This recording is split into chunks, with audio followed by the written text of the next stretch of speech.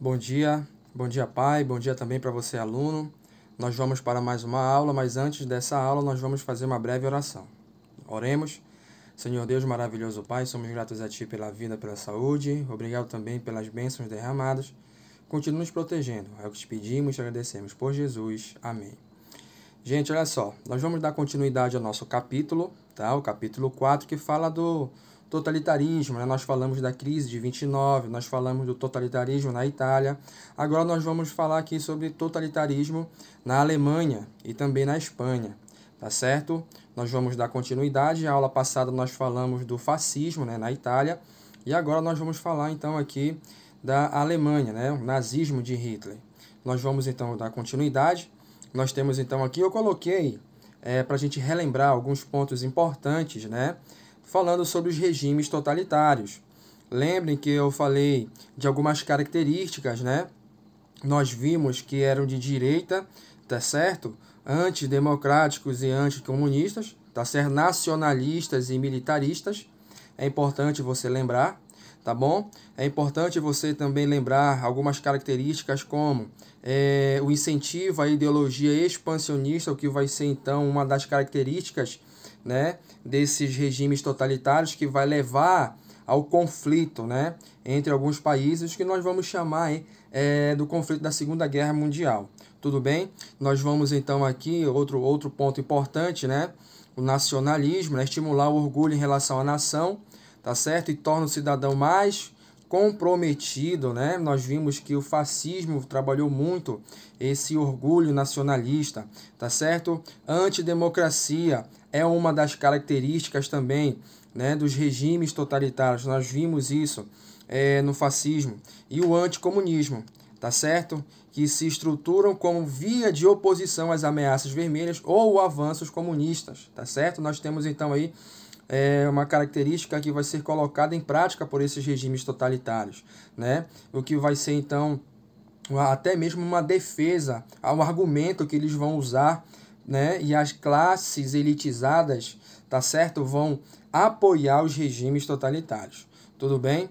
Nós vamos então aqui para o totalitarismo na Alemanha, tá certo? É importante que, além daquelas características que nós vimos agora aqui em relação no slide anterior, eu queria acrescentar, além daqueles que nós acabamos de falar, nós temos então aqui, em relação aos nazistas, né, uma das características, o racismo e o antissemitismo, tá? Racismo e antissemitismo. E o antissemitismo, professor, é o ódio aos judeus, tá certo? Perseguição aos judeus. Nós vamos ver isso um pouco mais lá para frente, tá certo? Nós vimos então aqui que após a Primeira Guerra Mundial, a Alemanha ela vai sofrer algumas consequências, tá? Essas consequências canalizou alguns pontos que vai caracterizar a desestabilidade do governo, né? O que vai gerar crise econômica, o que vai gerar protestos,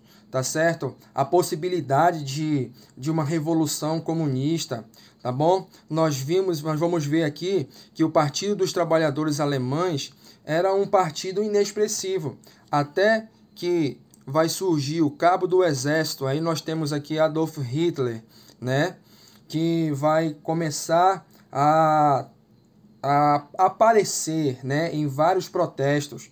E a partir daí nós temos então que, quando ele começa a colocar em prática algumas ideias ao Partido dos Trabalhadores Alemães, ele vai se tornar um líder, tá certo? Então ele vai até mudar o nome do partido, que é Partido Nacional Socialista dos Trabalhadores Alemães, né? O que vai dar origem ao termo nazista.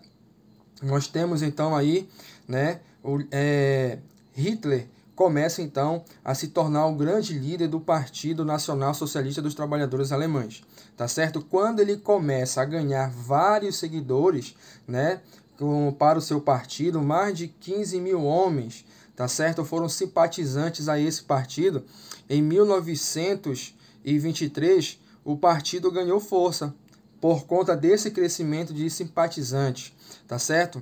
Nós temos então aqui que Hitler não era a favor da República de Weimar, tá certo? Então ele não aceitava essa República de Weimar. Logo então, quando ele começa, né, a ter essa força com o seu partido, ele vai fazer o quê? Em 1923, ele tentou dar um golpe de Estado. Esse golpe de Estado deu certo, professor? Não teve sucesso, né? Hitler, ele foi preso, tá certo? Por conta disso, e ficou nessa condição até 1924. Tá certo? Então, Hitler, a partir desse momento que tenta dar o golpe, ele não conseguiu, porque ele queria derrubar essa república, né? Então, a partir daí, ele vai ser preso até dezembro de 1924, tá certo? Mas logo aí nós vamos ver, né? Olha só, a crise de 29. A crise de 29, então, a Alemanha foi atingida por essa crise de 29. Nós vimos que os Estados Unidos, tá certo? Por conta da sua economia, a partir da superprodução, então ela vai entrar numa crise econômica que vai atingir vários países, inclusive também da Alemanha. A Alemanha que dependia dos recursos dos Estados Unidos, mas a partir dessa crise começa então a aparecer alguns problemas, tá certo? Na Alemanha, principalmente econômica. A partir do momento que esses problemas acontecem, começam a acontecer na Alemanha, nós temos então aqui o discurso de Hitler começa a ganhar popularidade, né? Por quê, professor? Por que o discurso dele começou a ganhar, então, popularidade? Porque a partir da crise de 29, a Alemanha ela passa por uma grande crise econômica, né? Falta de comida, desemprego, inflação. Então, esses problemas que começaram a acontecer na Alemanha fortaleceram o discurso de quem? De Hitler. Tudo bem? Nós temos, então, aí a partir dessa popularidade, né, Hitler então utilizou a propaganda, os comícios, grandes multidões, tá certo? Foram fazer parte desse processo, né? E nós temos então aqui o grande símbolo, né, de forte persuasão. Então nós temos aqui a suástica, né, que é esse símbolo aqui que representa, tá certo, o nazismo na Alemanha. Tudo bem? Nós vamos então aqui, ó, para o nazismo. O nazismo vai chegar ao poder. De que maneira, professor, o nazismo vai chegar ao poder? Nós temos então aqui, ó, a burguesia temerosa com o avanço do comunismo, apoiou o nazismo e pressionou o governo de Hindenburg, né, para fazer parte do governo. Será que ele conseguiu? Sim, né? Com essa pressão da burguesia que temia uma revolução comunista, tá certo? Hitler então se torna chanceler, o que equivale ao primeiro-ministro, né? Então, Hitler, ele, assim como no fascismo nós vimos Mussolini, tá certo? Ele chegou ao poder, logo depois estabeleceu uma ditadura. Nós temos então aqui Hitler conseguindo um dos principais objetivos, que é chegar ao poder, né? Que é chegar a fazer parte do governo. E quando ele chega a fazer parte do governo, tá certo? Ele vai procurar então estabelecer ali um governo de acordo com as suas ideias, tá bom? Logo nós vamos observar o seguinte, que teve um incêndio na Assembleia Nacional Alemã. O que foi que aconteceu? Hitler acusou quem? Acusou, né, os comunistas. Logo, nós vamos entender que quando ele acusa, Hitler vai tomar algumas medidas. Que medidas foram essas, professor? A Constituição, anulou a Constituição e instaurou um governo extremamente o quê? Autoritário. E o que vai acontecer, professor, a partir do momento que Hitler estabelece, né, esse governo, tá certo, extremamente autoritário? Aí nós temos então aqui, ó, sindicatos foram fechados, simpatizantes de ideias comunistas, né, foram duramente reprimidos, foram formados os primeiros campos de concentração. Por quê, professor? Porque esses campos de concentração eles serviam para aprisionar qualquer pessoa que representasse uma ameaça ao governo, né? O governo de Hitler. Logo então nós temos aqui em agosto de 1934, tá? Hitler assumiu a liderança máxima porque Hindenburg, né? Ele faleceu, morreu e ele vai assumir. Então nós temos então aqui Hitler, tá certo? Ele vai assumir a liderança máxima e vai ter o título de Führer, né, que significa chefe, onde ele vai ali chamar esse governo, né, de Terceiro Reich, tá certo? Que significa império. Tudo bem? Nós vamos então aqui algumas estruturas ideológicas, né, já com Hitler agora chega ao poder, tá bom? Nós vamos ver aqui o seguinte, a grande parte da sociedade, nós vimos isso nos slides anteriores, tá? Hitler começa a ter, Hitler tem o apoio da sociedade, grande parte dela, né, da sociedade aí formada pelos mais ricos, né, classe elitizada, tem apoio, né, apoiou Hitler em suas decisões. Nós vamos observar também que durante esse período Hitler, ele estrutura a economia, né, e a economia estava indo muito bem, dando os resultados positivos, estimulando grandes obras públicas, né, principalmente na área militar. Nós vamos então entender que a partir desses fatores que Hitler estimulou a economia, ele vai dar resultados positivos para a economia alemã. Sobre a estrutura repressiva, nós temos aqui a Gestapo, tá? Que é Política de Segurança do Estado, e a SS, Tropas de Proteção, que também era temida na Alemanha, tá certo? A Gestapo, Polícia de Segurança do Estado, nós temos então aqui que era um órgão responsável por vigiar e prender qualquer opositor do regime. E já a SS, Tropas de Proteção, era a elite do partido nazista e seguia um rígido código de lealdade a quem? A Hitler. Tá bom? Nós temos então aqui os aspectos ideológicos, né? Aspectos ideológicos, os nazistas estavam ligados ao racismo e ao antissemitismo, nós vimos isso logo no início, né? Uma das características, né, do regime totalitário nazista, tá bom? Por quê, professor? Porque eles acreditavam numa teoria chamada de darwinismo social e que ela defende a ideia de que havia luta pela sobrevivência e os mais fortes estavam destinados a vencer, né? Ou seja, quem eram esses, professor, que estavam destinados a vencer? Os arianos, né? Que eram considerados os fundadores da raça branca. Então, nós temos então aqui essas ideias que o nazismo defendia, tá bom? O discurso do antissemitismo, né, foi muito forte nesse período. Por quê, professor? Porque os nazistas colocaram a culpa nos judeus, né? Por quê?